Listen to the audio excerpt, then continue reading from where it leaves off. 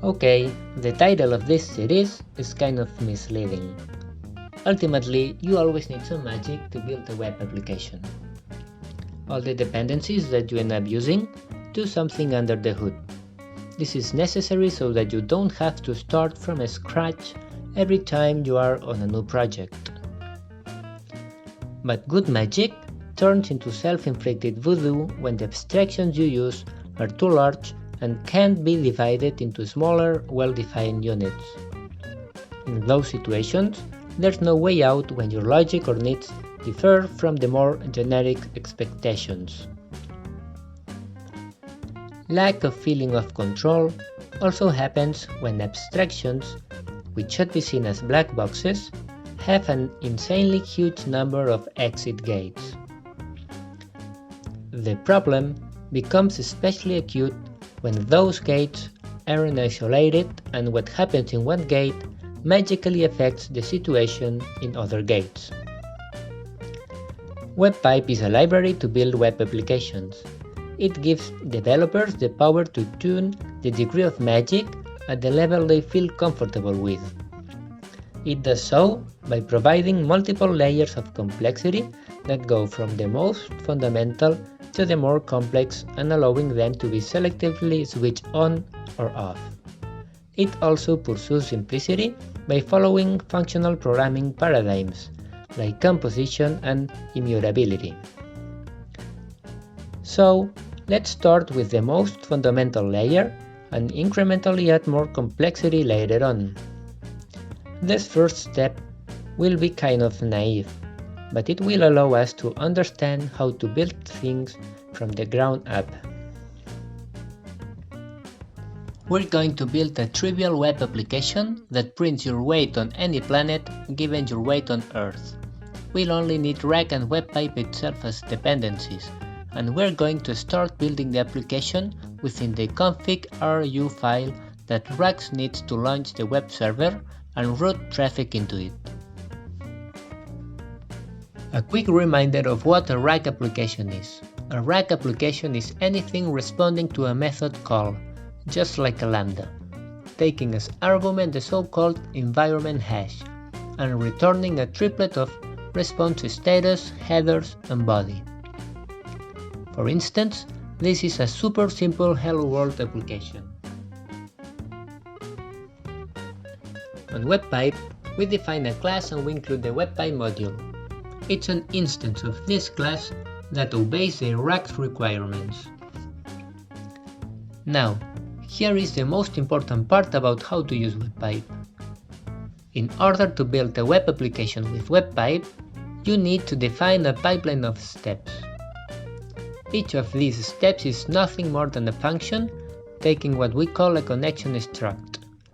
This struct is a centerpiece data structure. It contains all the data from the web request, and it also contains methods that allow us to gradually construct the response. As we said, each of these steps takes as argument a connection struct, but it also must return another instance of it. The final version of the struct that reaches the end of the execution flow will define which is the response set to the client. In the case of our application, the business logic is very simple. We only need to multiply the weight on Earth by a factor of the gravity of the given planet with respect to Earth. Being a factor, it won't mind if we give the initial weight on kilos or pounds, as the result will have the same units. In this constant, we are going to keep those factor values for each planet. Now, let's outline the steps we need to go through. First, we're going to set the content type header to HTML. Then we need to read the user input from the parameters. From this input, we can then fetch the factor we need to apply. Once we have all the information, we can proceed with the calculation. And lastly, we can render it back to the user. Let's go with the actual steps definition. In order to set the content type, we just need to use the add response header method. Every method in the connection struct that is not fetching information will return a fresh new instance of it, so this single line already obeys the requirement. We are going to fetch both weight and planet input from the get parameters.